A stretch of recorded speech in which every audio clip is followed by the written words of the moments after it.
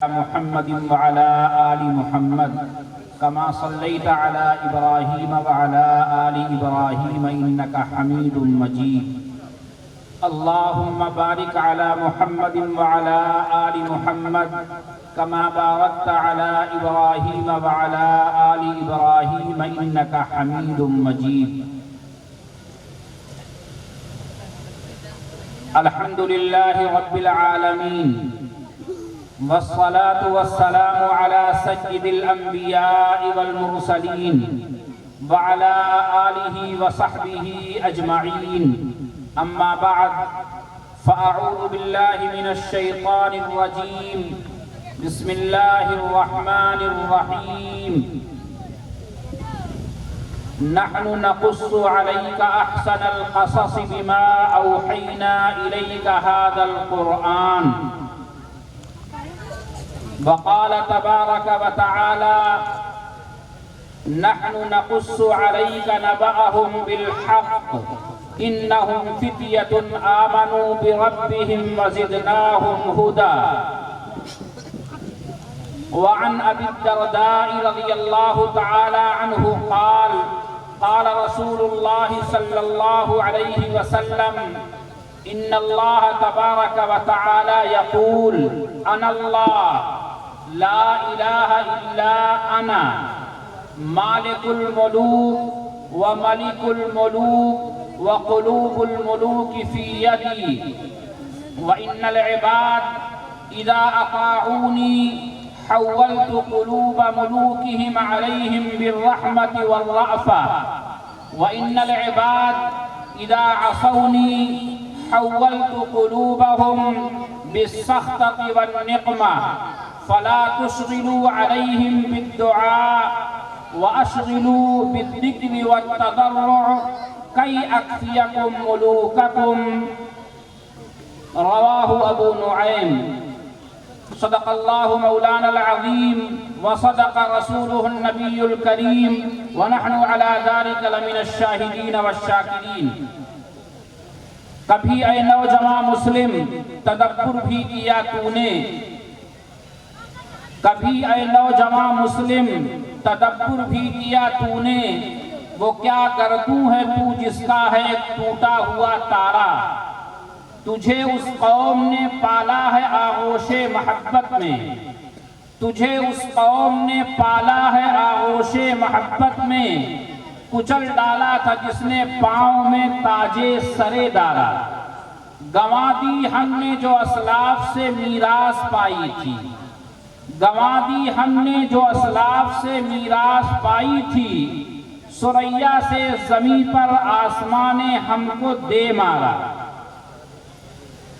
اس عظیم الشان اجلاس کے صدر عالی قدر حضرات علماء کرام قابل قدر بزرگوں بھائیوں رشتہ اسلام کی پاکیزہ خواتین ماؤں اور بہنوں وقت بہت مختصر ہے اور اس کے اندر ہمیں دعاؤں کے ساتھ اس پروگرام کا اختتام بھی کرنا ہے اس لیے بغیر کسی تمہید کے یہ بات عرض کرتا ہوں کہ دنیا کی ترقی فلاح و بہبود اور کامیابی و کامرانی میں جس طبقے کا سب سے زیادہ دخل ہوتا ہے وہ طبقہ نوجوانوں کا طبقہ ہے جب کسی قوم کے جوان رزم آرائیوں کچھ کرنے اور مشقتوں کو برداشت کرنے کا اپنے اندر مزاج پیدا کرتے ہیں تو اس قوم کے اقبال مندی اور فتح مندی کا جھنڈا آسمان کی بلندیوں پر ہوتا ہے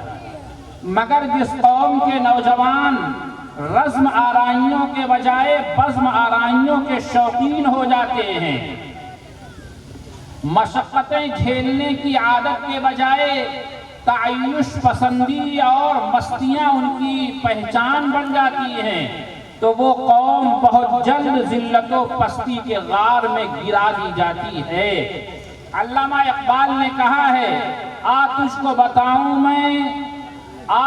بتاؤں میں تقدیر امم کیا ہے تجھ کو بتاؤں میں تقدیر امم کیا ہے شمشیر و سنا اول طاؤس و رباب آخر میرے بھائیوں اور بزرگوں اللہ کے پیغمبر جناب محمد رسول اللہ صلی اللہ علیہ وسلم نے جہاں یہ فرمایا کہ ساری مخلوقات میں اللہ نے انسانوں کو اس کائنات کا دولہا بنایا، قرآن مجید نے یہ فرمایا کہ ساری جماعت اور مخلوقات میں اللہ نے انسان کو سب سے زیادہ احسن اور عمدہ بنایا، وہیں پروردگار عالم نے زندگی کے ایام میں جوانی کی عمر کو سب سے زیادہ اہمیت دی ہے۔ نبی اکرم صلی اللہ علیہ وسلم نے ارشاد فرمایا 5 چیزوں سے پہلے غنیمت جانو۔ سب سے پہلی بات بیان فرمائی اپنی جوانی کو بڑھاپے کے آنے سے پہلے غنیمت سمجھو۔ اسی طرح ایک حدیث میں اللہ کے نبی علیہ السلام نے ارشاد فرمایا اللہ کے دربار میں 5 چیزوں کے سوال کا جواب دیے بغیر کسی کا قدم نہیں ہٹے گا۔ اس میں اللہ کے نبی علیہ السلام نے ایک چیز بیان فرمائی عن شبابک، تمہاری جوانی کہاں لگی ہے اللہ اس کا سوال فرمائیں گے۔ اسی طرح عرش کے سائے میں جن 7 خوش نصیب لوگوں کو جگہ دی جائے گی، ان 7 خوش نصیب لوگوں میں ایک وہ جوان بھی ہوگا شاب نشأ فی عبادت اللہ، جس جوان کی جوانی اللہ کی عبادتوں میں گزری ہوگی۔ معلوم یہ ہوا کہ ہمارے معاشرے اور انسانی سوسائٹی اور سماج کا جو مکھن اور کریم طبقہ ہے اسے جوان کہا جاتا ہے۔ جب یہ جوان کسی صالح انقلاب کا بیڑا اٹھاتا ہے تو اس سماج میں صالحیت اور نیکی پیدا ہو جاتی ہے، اور جب یہ جوانوں کا طبقہ بجائے صالح پیغام کے یہ فاسد خیالات کا حامل بن جاتا ہے، غلط افکار اور نظریات اور شوق اس کے اندر آ جاتا ہے، تو پھر پورا سماج گند سے اور گندگی سے بھر جاتا ہے۔ لیکن یہ بات یاد رکھیں کہ جوانوں کو صالحیت پر لانا، جوان کو نیک بنانا، یہ جوان کا کام نہیں ہے، اس کے والدین اور ذمہ داران کا کام ہے۔ چنانچہ نبی اکرم صلی اللہ علیہ وسلم نبوت کا اعلان فرماتے ہیں، اور آپ سے پہلے زمانے کا حال یہ ہے کہ لوگ آپس میں ایک دوسرے کا گلا کاٹ رہے ہیں، لیکن اللہ کے پیغمبر علیہ السلام کے دستے مبارک پر ایمان لانے والے صحابہ، ان میں اکثریت جوانوں کی ہے۔ حضرت عمر بن خطاب رضی اللہ تعالیٰ ایمان لاتے ہیں، ان کی عمر 27 سال کے آس پاس ہے۔ صدیق اکبر رضی اللہ تعالیٰ ان کی عمر 38 سال کے آس پاس ہے۔ حضرت سیدنا عثمان بن عفان 30 سال سے چھوٹے ہیں۔ جتنے صحابہ ہیں وہ سب کے سب جوان ہیں۔ نتیجہ کیا ہوا؟ جب اللہ کے پیغمبر علیہ السلام نے ان کی تربیت فرمائی تو جن لوگوں کو کافور پر نمک کا دھوکہ ہوتا تھا وہ دنیا کے امام اور راہبر اور رہنما بن گئے۔ معلوم ہوا کہ جوانوں کو صالح بنانا یہ ماں باپ کی اور سماج کی اور بڑوں کی ذمہ داری ہے۔ اللہ کے پیغمبر جناب محمد الرسول اللہ صلی اللہ علیہ وسلم کے زمانے مبارک میں جوانوں کے درمیان اختلاف ہوتا تھا، لیکن پیارے آقا علیہ السلام انتہائی محبت کے ساتھ اللہ کے پیغمبر علیہ السلام اپنے نبوی انداز تربیت کے مطابق ان کے درمیان صلح کرایا کرتے تھے۔ چنانچہ اللہ کے حبیب جناب محمد الرسول اللہ صلی اللہ علیہ وسلم مسجد نبوی میں اپنے دروازے اور حجرے سے باہر دیکھ رہے ہیں کہ ایک صحابی حضرت کعب ابن مالک رضی اللہ تعالی عنہ ہیں، ایک صاحب سے ان کا لین دین تھا، جوان صحابی ہیں، اور دونوں کے لین دین میں بات آگے بڑھ گئی۔ حضرت کعب ابن مالک نے قرضہ دیا تھا، سامنے والا ادا کرنے میں ٹال مٹول کر رہا ہے۔ نبی اکرم صلی اللہ علیہ وسلم نے دیکھا ان میں اختلاف بڑھ رہا ہے، تو آپ صلی اللہ علیہ وسلم نے دور سے حضرت کعب ابن مالک سے کہا کعب ایسا کر لو، ایسا کر لو، یعنی آدھا قرضہ معاف کر دو۔ وہ جوان صحابی سنتے ہیں، فوراً اللہ کے پیغمبر کی آواز پر لبیک کہتے ہیں، آدھا قرضہ معاف کیا۔ اب آپ نے دوسرے جوان سے کہا تم اس قرضے کو اچھائی کے ساتھ ادا کر دو، اس نے ادا کر دیا۔ نبی اکرم صلی اللہ علیہ وسلم نے جھگڑے کو اچھے انداز میں سلجھا دیا۔ لہذا اختلاف اگر جوانوں میں ہے، خرابیاں جوانوں میں ہے، ان کی اصلاح کی ذمہ داری، لوگوں کے لیے جوانوں کو نفع بخش بنانے کی ذمہ داری ان کے والدین کی ہے، سماج کے با اختیار اور ذمہ دار طبقے کی ہے۔ اللہ کے پیغمبر جناب محمد الرسول اللہ صلی اللہ علیہ وسلم نے اپنے کردار کے ذریعے سے دنیا کو جو پیغام دیا ہے وہ یہی ہے کہ اپنے آپ کو دوسروں کے لیے نفع بخش بناؤ، جو دشمن ہیں انہیں بھی اپنی خدمتوں کے ذریعے اپنا گرویدہ بنا لو۔ قرآن مجید نے کہا وَلَا تَسْتَوِي الْحَسَنَةُ وَلَا السَّيِّئَةُ ادْفَعْ بِالَّتِي هِيَ أَحْسَنُ فَإِذَا الَّذِي بَيْنَكَ وَبَيْنَهُ عَدَاوَةٌ كَأَنَّهُ وَلِيٌّ حَمِيمٌ۔ کوئی ظلم کرتا ہے، ظلم کے جواب میں تم ان کے ساتھ عدل کرو، کوئی برائی کرتا ہے تم بھلائی کرو، اس لیے کہ برائیاں اور بھلائیاں برابر نہیں ہو سکتی۔ اگر تم بد اخلاقی کا جواب اخلاق سے دو گے تو ایک دن آئے گا جانی دشمن جگری دوست بنے گا۔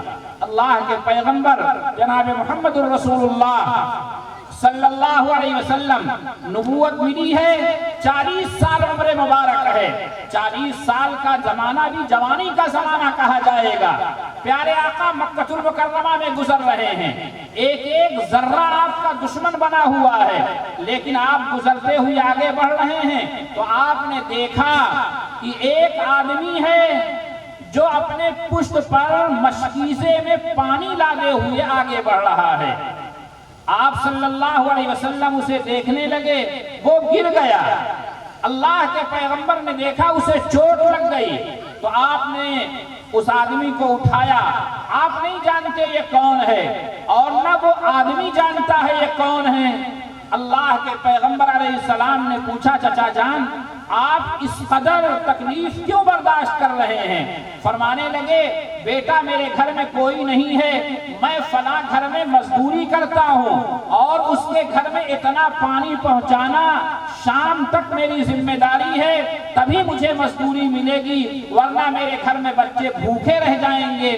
اللہ کے پیغمبر علیہ السلام نے مشکیزہ لیا اور اس کا کام پورا کر دیا اور پھر فرمایا چچا جان آپ مزدوری لے لیں، اپنے بچوں کے پیٹ کا انتظام کریں۔ میرے بھائیوں اور بزرگوں، اللہ کے پیغمبر کی یہ سیرت مبارکہ ہمیں اور آپ کو یہ پیغام دے رہی ہے، جب تک ہم سماج کے لیے صالح نہیں بنیں گے، سماج کے لیے نفع بخش نہیں بنیں گے، انسانیت کو فائدہ نہیں پہنچانے والے بنیں گے، اس وقت تک دنیا اور سماج میں ہمیں وقار نہیں ملے گا۔ نبی اکرم کا زمانہ ہے صلی اللہ علیہ وسلم، رات کی تاریکی میں آپ نے دیکھا حضرت بلال چکی پیس رہے ہیں، آپ تشریف لے آئے اور کہنے لگے بلال تھوڑا تو آرام کر لے، تیری چکی میں پیس دیتا ہوں۔ حضرت بلال نے کہا آپ ہوتے کون ہیں؟ آپ سے پہلے تو غلاموں کو درندوں کے سامنے ڈال کر لوگ قہقہے لگاتے تھے اور غلام کی کوئی وقت و قیمت نہیں تھی، آپ یہ کیا کر رہے ہیں؟ آپ نے فرمایا بلال اللہ نے ہر ایک کو آزاد پیدا کیا ہے، لہذا تو آرام کر، آج تیری جگہ چکی میں پیسوں گا۔ اور اللہ کے نبی نے فرمایا کل بھی میں بلال آؤں گا تیرا یہ کام کروں گا۔ لہذا اے نوجوانوں کی جماعت، اللہ پاک نے جو قوت عطا فرمائی ہے، جو صلاحیت عطا فرمائی ہے، یہ جوانی ہی کا وہ زمانہ ہے جس میں آپ دنیا کے لیے بھی مفید ہو سکتے ہیں اور اپنی آخرت کے لیے بھی اسی زمانے میں مفید بن سکتے ہیں۔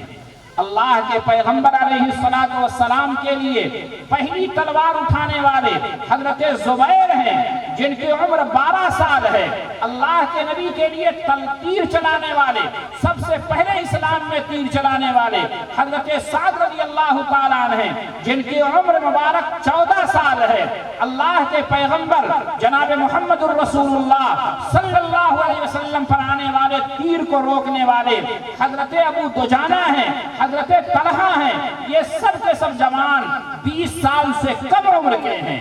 معلوم یہ ہوا کہ جوان ہی اصل سرمایہ ہے اور یہی دنیا میں اور انسانوں میں انقلاب لانے والے لوگ ہیں۔ محمد ابن قاسم جنہوں نے ہندوستان کے اندر اسلام کی داغ بیل ڈالی، سب جانتے ہیں کہ ان کی عمر 20 سال سے کم ہے۔ طارق ابن زیاد، موسیٰ ابن نصیر، قتیبہ باہلی، یہ جتنے جنرل ہیں جنہوں نے اسلام کا جھنڈا دوسرے ملکوں میں پہنچایا ہے، یہ سب کے سب جوان ہیں۔ حضرت امیر معاویہ رضی اللہ تعالیٰ عنہ دامن اسلام میں آئے، 20-22 سال کی عمر اس وقت تھی اور اسلام کی 40 سال تک انہوں نے خدمت کی، یورپ کے علاقوں کے اندر اسلام کا جھنڈا پہنچایا اور دنیا کے اندر اسلام اور قرآن کا تعارف کرایا۔ وہ جوان تھے، لہذا جوانوں کی جوانی سے فائدہ اٹھانا اور انہیں جوڑ کر رکھنا یہ ان کے بڑوں کی ذمہ داری ہے، تبھی اس طبقے سے فائدہ اٹھایا جا سکتا ہے۔ آج کے اجلاس کا عنوان ہے اتحاد نوجوانان۔ اجلاس اتحاد نوجوان، نوجوانوں میں اتحاد پیدا کرنا۔ نوجوانوں میں اتحاد پیدا کرنے کے لیے ضروری ہے والدین ان کی تربیت کریں، اور ان کی تربیت سے پہلے ضروری ہے والدین خود کو کی تربیت کریں۔ اگر والدین گھروں کے اندر گناہوں کا ماحول ہوگا، کبھی بھی جوان اس گھر سے صالح پیدا نہیں ہوگا۔ آج ہمارا مزاج کیا ہے؟ آج ہم رونا روتے ہیں، صاحب بچہ بگڑ گیا۔ یہ کیوں نہیں بگڑے گا؟ ماں اپنے بچے کو بچپن میں کہتی ہے بیٹا سو جا، صبح اسکول جانا ہے۔ یہ کبھی نہیں کہتی بیٹا سو جا، صبح فجر کی نماز پڑھنی ہے۔ ہمارا بیٹا اگر ہمارے گاؤں سے دوسرے گاؤں جائے گا تو ہم یہ کہیں گے بیٹا وقت پر پہنچ جانا تاکہ دوپہر کا کھانا وقت پر کھا لو۔ یہ کبھی ماں باپ نہیں کہتے بیٹا وقت پر پہنچ جانا تاکہ ظہر کی جماعت قضا نہ ہو جائے۔ ہمارا انداز تربیت بدل گیا، ہمارا انداز تربیت بدل گیا۔ نتیجہ یہ ہوا کہ ہمارے نوجوان نہ اپنے بن سکے، نہ ہمارے بن سکے، نہ سماج کے بن سکے۔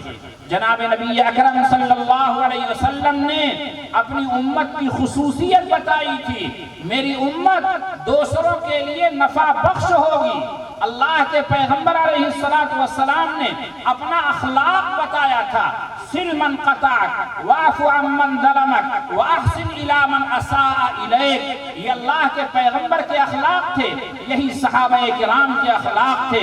اللہ کے نبی جناب محمد الرسول اللہ صلی اللہ علیہ وسلم نے اور قرآن پاک نے جھگڑے کو ختم کر کے صلح کرنے کا مزاج عطا کیا تھا، یہی صحابہ کرام کا طرز زندگی تھا۔ نتیجہ یہ ہوا کہ وہ آپس میں جڑے ہوئے تھے اور ان کے درمیان اختلاف نہیں تھا، تو وہ جدھر رخ کرتے تھے، ادھر رخ کیا سلطنت زیر فرما، ادھر آنکھ اٹھائی ممالک مسخر کا نظارہ پیش کر رہے تھے۔ اللہ کے پیغمبر جناب محمد الرسول اللہ صلی اللہ علیہ وسلم نے ایک مرتبہ اپنے صحابہ سے کہا الا اخبرکم بافضل من درجۃ الصیام والصلاۃ والصدقہ، کیا تمہیں وہ بہترین عمل نہ بتاؤں جو نفلی نماز، نفلی صدقات اور نفلی روزوں سے بھی بڑھا ہوا ہے؟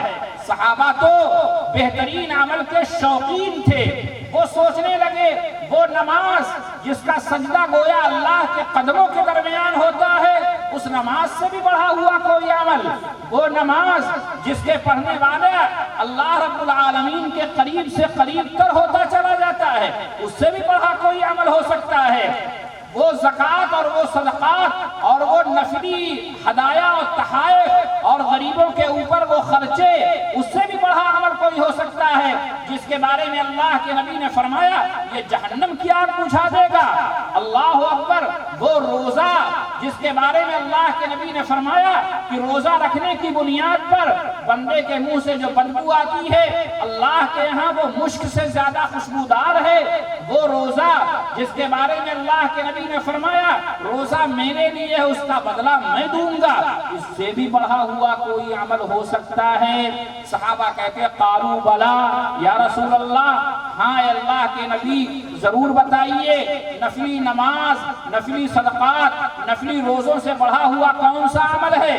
آپ نے فرمایا صلاح ذات البین، دو لڑنے والوں کے درمیان صلح کرا دینا، یہ نفلی نماز، نفلی صدقات، نفلی روزوں سے بڑھا ہوا عمل ہے۔ لہذا آج ہمارے نوجوانوں میں اتحاد قائم ہو، ہمارے گھروں کے اندر جھگڑے ختم ہوں، اس کی ذمہ داری ہم بڑوں پر عائد ہوتی ہے۔ اول اپنے بچوں کو بہترین تعلیم، نمبر دو اپنے بچوں کو تعلیم کے ساتھ تربیت سے آراستہ کریں۔ آج ہمارا مزاج کیا ہے؟ ہمارے بیٹے کا دوسرے سے جھگڑا ہوتا ہے تو ہم یہ کہہ دیتے ہیں بیٹا مار کے آنا، جو ہوگا دیکھ لوں گا۔ یہ اللہ کے پیغمبر علیہ السلام کا اور یہ قرآن کا مزاج نہیں ہے۔ قرآن مجید میں کہا ہے وَجَزَاءُ سَيِّئَةٍ سَيِّئَةٌ مِثْلُهَا، اگر کوئی تمہارے ساتھ برائی کر رہا ہے تم بھی اس کے ساتھ اسی کے برابر برائی کرو، تو یہ جائز ہے مگر واجب اور فرض اور مستحب نہیں۔ لیکن اگر کوئی برائی کر رہا ہے تم اس کے ساتھ بھلائی کرو اور تم اسے معاف کر دو، فمن عفا واصلح فاجرہ علی اللہ، جو معاف کر دے اور صلح کر لے تو اس کا اجر اور ثواب اللہ نے اپنے ذمے لے لیا ہے۔ یہ مزاج اپنے بچوں کو ہمیں گھروں میں سکھانا پڑے گا۔ ہمارے تربیت کرنے اور ہمارے مزاج بنانے سے ہمارے جوانوں کا مزاج بنے گا، تب ان کے اندر صلح آئے گی، صفائی آئے گی اور اتحاد آئے گا۔ اگر ہم نے اپنے گھروں کے ماحول کو دینداری کا ماحول نہیں بنایا، اگر بچوں میں صالحیت پیدا نہیں کیا، بچوں میں دین کو قدر مشترک نہیں بنایا، تو لاکھ کوششیں کر لیں بچوں میں اتحاد نہیں آئے گا، نہ سماج میں اتحاد آئے گا۔ ایک کو دوسرے سے جوڑنے والی چیز کا نام دین ہے اور اسلام ہے۔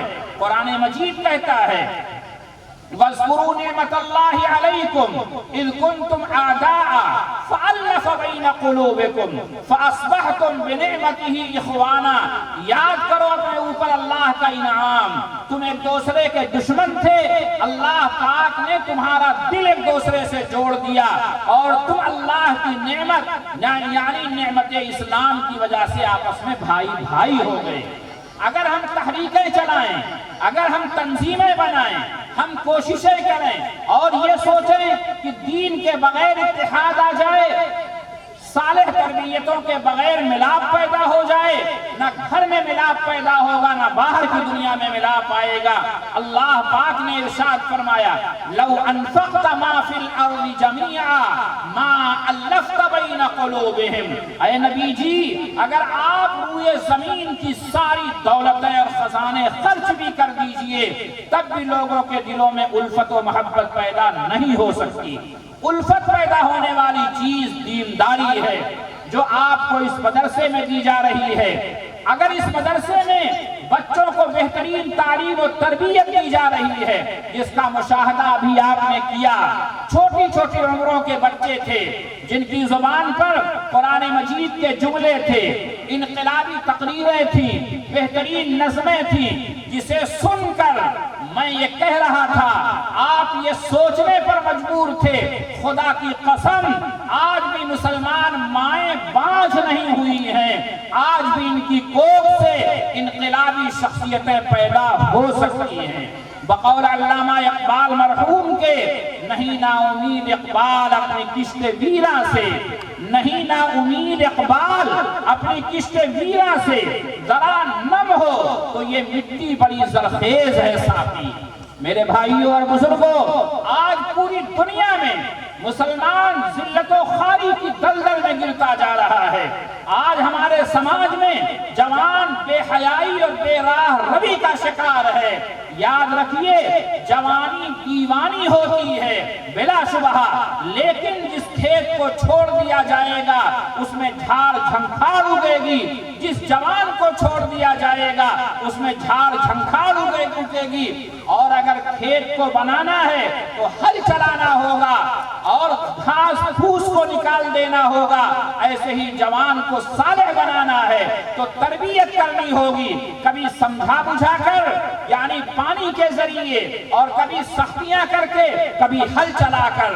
جس طرح کھیت کو بنانے کے لیے کبھی ہل چلانا ہے تو کبھی پانی دینا ہے، ایسے ہی بچوں اور جوانوں کو صالح بنانے کے لیے کبھی شفقت کا پانی دینا ہے اور کبھی ہل کے ذریعے سے، ڈنڈے اور ڈانٹ کے ذریعے خبر بھی لینی ہے۔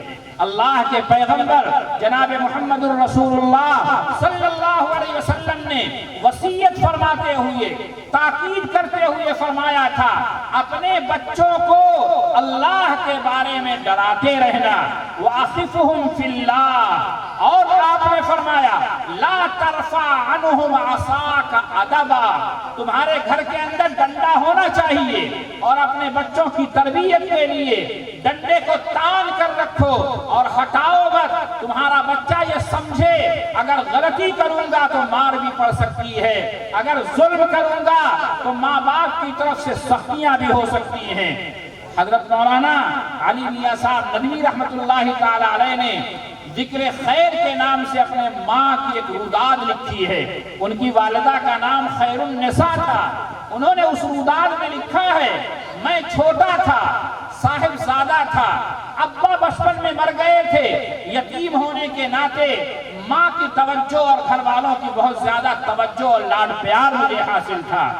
میرے گھر میں جو کام کرنے والی عورت تھی ان کے ساتھ ان کا چھوٹا بیٹا بھی آتا تھا۔ ایک دن میں نے اسے مار دیا اور وہ بچہ روتا ہوا اپنی ماں کے پاس آیا اور اس کی ماں نے میری ماں سے شکایت کی۔ میری ماں نے مجھے بلایا اور کہا، بیٹا محمد علی ادھر آ، اور سب کے سامنے، وہاں میں بھی موجود، میری اماں بھی موجود، وہ بچہ بھی موجود، اس کی ماں بھی موجود، میرے نانا بھی موجود اور دوسرے گھر کے افراد خانہ بھی موجود تھے۔ سب کے سامنے میری ماں نے کہا، تو نے مارا ہے، زیادتی کی ہے، لہذا تجھے معافی مانگنا ہے۔ کہنے لگے، میں چھوٹا ضرور تھا مگر صاحب زادہ تھا، رئیس زادہ تھا، ایک نوکرانی کے بچے سے معافی مانگ لوں؟ مجھے اپنی شان کے خلاف یہ بات سمجھ میں آئی، میں ہچکچانے لگا۔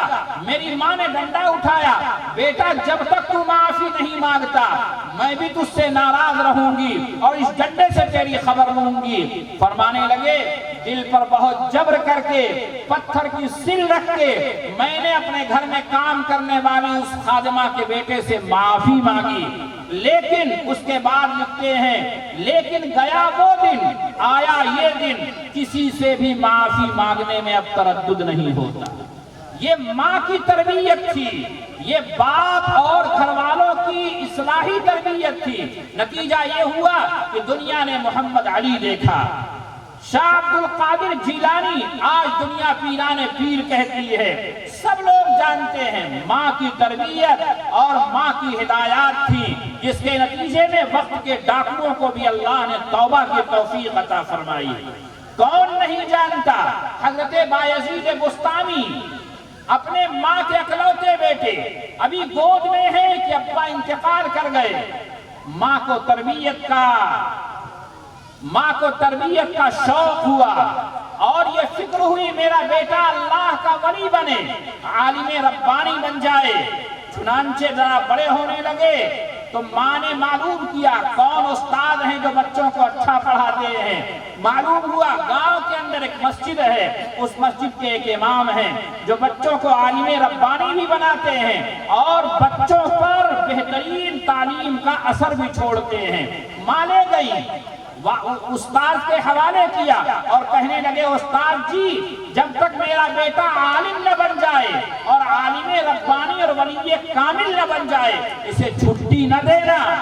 ماں تھی، اسے بھی پیار تھا، اس کو بھی توجہ کی ضرورت تھی، ماں کو بھی اپنے بیٹے سے پیار تھا، اپنے شوہر کی ایک نشانی تھی، لیکن ماں نے اللہ کے لیے دے دیا۔ بیٹا پڑھتا رہا۔ کچھ دنوں کے بعد استاد سے بایزید بستامی نے کہا، استاد جی اماں سے ملنے کو جی چاہتا ہے، میری ماں اپنے ہاتھوں سے کھانا کھلاتی تھی، مجھے دیکھے بغیر اس کی صبح اور شام نہیں ہوتی تھی، استاد جی اماں کو دیکھنا چاہتا ہوں۔ استاد جی نے کہا نہیں، گھر جانے کی اجازت نہیں ہے۔ بہت وزیر ہوئے تو استاد جی نے جان چھڑانے کے لیے کہا یہ کتاب یہاں سے یہاں تک یاد کر لو گے تو چھٹی کل مل جائے گی۔ اب حضرت بایزید بستامی کتاب لے کر آئے، کئی ورق سبق مل گیا، ظاہر بات ہے کہ یاد ہونا نہیں تھا، آ کے بیٹھ گئے۔ اچانک ذہن میں بات آئی، اماں بھی بچپن سے کہتی ہیں اللہ بڑی قدرتوں والا ہے، جو چاہے کر سکتا ہے، استاد جی بھی یہی کہتے ہیں، وضو کیا، نماز پڑھی، دعا کے لیے ہاتھ اٹھا دیا، ربا اماں بھی کہتے ہیں، استاد جی بھی کہتے ہیں تو بڑی قدرتوں والا ہے، آج تیری قدرت اللہ مجھے ضرورت ہے، مجھے یہ سبق یاد کرا دے، کل اماں کی زیارت کو جانا چاہتا ہوں۔ یاد کرنے بیٹھے، کچھ دیر ہی کے اندر سبق یاد کر ڈالا، کچھ دیر میں سبق یاد کر ڈالا، استاد جی کو سنا دیا، اللہ اکبر، وعدے کے مطابق اجازت دے دیا۔ اب اچھلتے کودتے گھر آئے، دروازہ کھٹکھٹایا، اماں نے کہا کون؟ کہا آپ کا بایزید۔ کہا نہ، میرا بایزید تو اللہ کے لیے گیا، اس کو تو میں نے اللہ کے نام پر دے دیا، جب تک وہ عالم بن کر اور بڑی ایک کامل بن کر نہیں آئے گا تب تک میرا بایزید تو وہیں رہے گا، تم کوئی اور ہو۔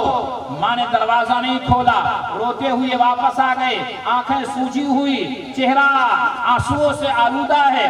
استاد جی کا سامنا ہوا، بایزید آنا کل تھا، آج آ گئے۔ کہنے لگے حضرت اماں نے دروازہ نہیں کھولا، پہچاننے سے انکار کر دیا۔ استاد جی بھی رونے لگے، اب اپنے بچے کی تربیت شروع کر دی اور اپنے اس شاگرد کو پڑھانا شروع کیا، یہاں تک کہ علوم ظاہری میں وہ عالم ربانی بھی بن گیا اور علوم باطنی میں وہ ولی کامل بھی بنے۔ ایک رات استاد جی تہجد پڑھ کر سو رہے ہیں، لیٹ گئے، اللہ کے پیغمبر علیہ السلام خواب میں آئے، بایزید کی تعلیم اور تربیت پوری ہو گئی، اب اسے چھٹی دے دو، اس کی ماں انتظار کر رہی ہے۔ اللہ اکبر، استاد حضرت بایزید کے کمرے میں آئے، دیکھا لائق فائق شاگرد سجدے میں سر رکھ کے اللہ کے سامنے رو رہا ہے، بیٹھ کر انتظار کیا، سلام پھیرا، فرمایا بیٹا آج تیری تعلیم پوری ہو گئی، تربیت مکمل ہو گئی، آج تو اپنے گھر جا سکتا ہے۔ یہ گھر آئے، دروازہ کھٹکھٹایا، ماں نے دروازہ کھولا، اس طرح لگ رہا تھا جیسے کسی کا انتظار ہو رہا ہے۔ پوچھا اماں اس سے پہلے تو آپ پوچھ رہی تھی کون بایزید، آج آپ نے پوچھا نہیں۔ کہا بیٹا تیرے آنے سے پہلے جناب محمد الرسول اللہ صلی اللہ علیہ وسلم کو میں خواب میں دیکھ چکی ہوں کہ میرا بیٹا آ رہا ہے، لہذا آج مجھے تم پر فخر ہے کہ اللہ نے میری قسم اور میری تمنا پوری کر دی۔ میرے بھائیوں اور بزرگوں، جب مائیں چاہیں گی تو بایزید بستامی وجود میں آئیں گے، جب باپ طے کرے گا تو حضرت شاہ عبد القادر جیلانی وجود میں آئیں گے، حضرت حسنین کریمین کا وجود ہوگا۔ اور اگر میری مائیں سیریل دیکھنے کی عادی ہوں گی، باپ ہر دم فیس بک اور واٹس ایپ میں لگا رہے گا اور گھروں کے اندر فلم بینی کا ماحول رہے گا، سیریل دیکھنے کا ماحول رہے گا، یاد رکھیے جو ماحول آج ہم دیکھ رہے ہیں یہی ماحول ہمیشہ بلکہ اس سے بدتر ماحول ہمارا انتظار کرتا ہے۔ لہذا اپنے بچوں کو اس ادارے کے حوالے کریں تاکہ اساتذہ دینی تعلیم و تربیت دیں، اور آپ اپنے گھر کے ماحول کو بھی اچھا بنائیں تاکہ مدرسے کے ماحول کو گھر کے ماحول کے ذریعے اور پروان ملے اور طاقت ملے، اور ہمارے بچے جب بڑے ہوں تو سماج کے لیے صالح نوجوان بنیں، اپنوں کے لیے غیروں کے لیے نفع بخش بنیں۔ نتیجہ یہ ہو کہ تقریروں کی ضرورت نہ پڑے، کردار کو دیکھ کر لوگ اسلام کے اندر داخل ہونا شروع ہو جائیں۔ اللہ رب العالمین مجھے بھی اور آپ کو بھی کہنے سننے سے زیادہ عمل کرنے کی توفیق عطا فرمائیں۔ میں اس درخواست کے ساتھ اپنی بات مکمل کر رہا ہوں کہ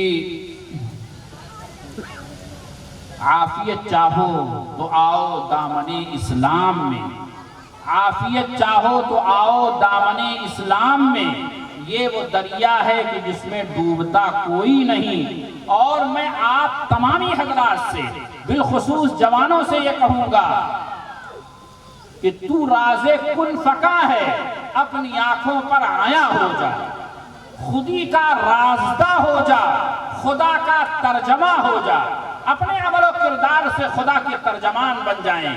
تو راز کن فکا ہے، اپنی آنکھوں پر آیا ہو جا، خودی کا رازدہ ہو جا، خدا کا ترجمہ ہو جا۔ ہوس نے کر دیا ہے ٹکڑے ٹکڑے نوع انسان کو، ہوس نے کر دیا ہے ٹکڑے ٹکڑے نوع انسان کو، اخوت کا بیاں ہو جا، محبت کی زباں ہو جا۔ غبار آلودہ رنگ و نسب ہیں بالوں پر تیرے، غبار آلودہ رنگ و نسب ہیں بالوں پر تیرے۔